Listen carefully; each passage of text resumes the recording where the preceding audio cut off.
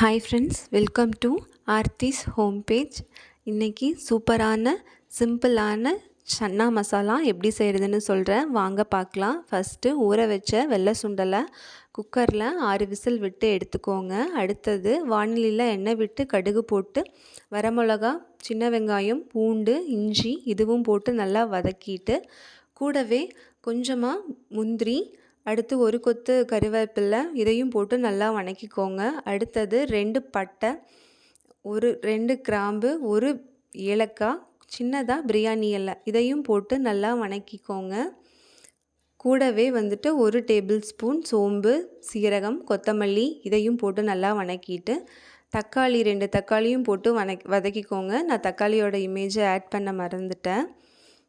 இது எல்லாமே நல்லா பேஸ்ட்டாக அரைச்சிட்டு நம்ம ஊற வச்சுருந்தோம் இல்லையா வெள்ளை சுண்டல், அதுவும் கொஞ்சமாக போட்டு அரைச்சி இந்த பேஸ்ட்டையும் எண்ணெய் கடுகு போட்டு வதக்கிட்டு ஊற்றி கொதிக்க வச்சு இறக்குனீங்கன்னா சூப்பரான சைட் டிஷ் ரெடி.